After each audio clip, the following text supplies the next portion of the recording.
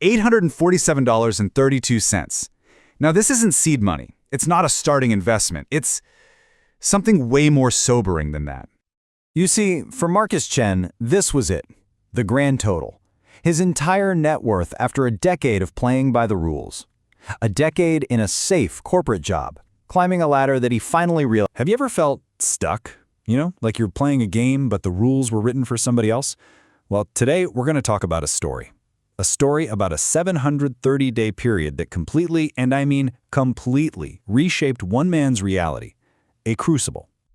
It all starts with this number, $847.32. Now, this isn't seed money. It's not a starting investment. It's something way more sobering than that.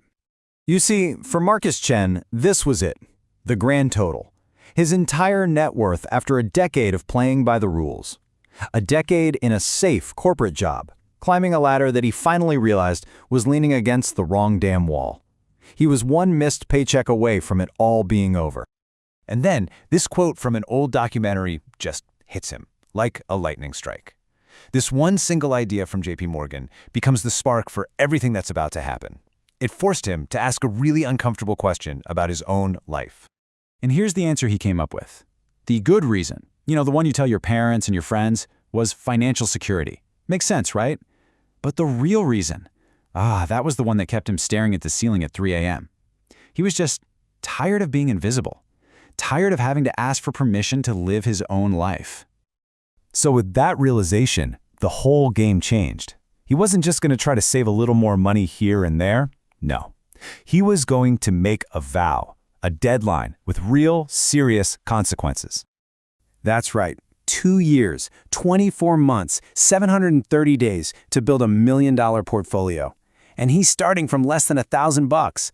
I mean, the sheer audacity of that is just staggering. This wasn't some New Year's resolution. This was a declaration of war on his own circumstances. And the math just lays out how brutal this was going to be. Look at this. He wasn't just at zero. He was actually losing $200 a month. To hit his goal, he somehow needed to generate an extra $8,300 every single month. That gap, it wasn't a crack in the pavement. It was the Grand Canyon. So how do you even begin? I mean, seriously, when the distance between where you are and where you want to be feels that massive, impossibly wide, what is the first step you take? He knew right away he couldn't just save his way there. That was a fool's errand. He had to build. He had to engineer a machine from the ground up designed for one purpose and one purpose only, to generate cash. His plan was, well, it was surgical. Step 1, he had to completely destroy the idea of safety by walking away from that corporate job. Step 2, he didn't just find another job. He found what he called a high-commission sales vehicle, something with no ceiling on his earnings. And 3, to get cash in the door immediately, he launched a dead simple side hustle. And that side hustle, it wasn't glamorous. It was pressure washing. But the strategy was just brilliantly simple. Tiny investment, maximum effort. He just started knocking on doors, making an offer people couldn't refuse. If you're not 100% happy, you don't pay a dime. Okay, but here's the part where Marcus started thinking differently than pretty much everyone else. He figured out really fast that trading his own time for money was still a trap, even if it was his own business. The real breakthrough was something else. It was leverage. So what did he do? He hired 2 college students to do the actual pressure washing. And that one move completely changed his role in the game. He went from being the worker to being the owner. He stopped touching the equipment, and he focused 100% of his energy on sales and management. This is what allowed the business to grow beyond the hours in his day. And the result of this new cash machine? $44,000. That's right. In just 6 months, he went from having $847 to his name to having serious capital he could put to work. He was actually ahead of schedule. But earning the money? That turned out to be the easy part.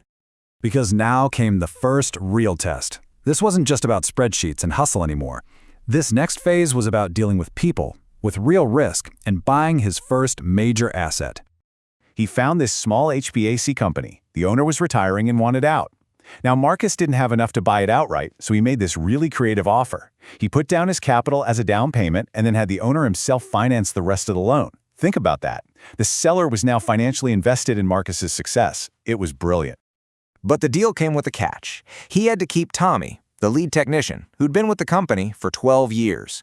And Tommy hated him on sight. He just saw Marcus as some corporate suit who didn't know a thing about the actual work. And you know what? He wasn't wrong. Now, Marcus could have fired him, flexed his new boss muscles, but instead, he did something genius. He turned an adversary into a partner. He offered Tommy a huge piece of any profit growth.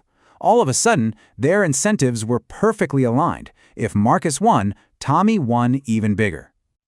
So with the business secured, the real war began, the scaling wars. This was the fight to not just grow the business, but to do it without completely breaking himself in the process.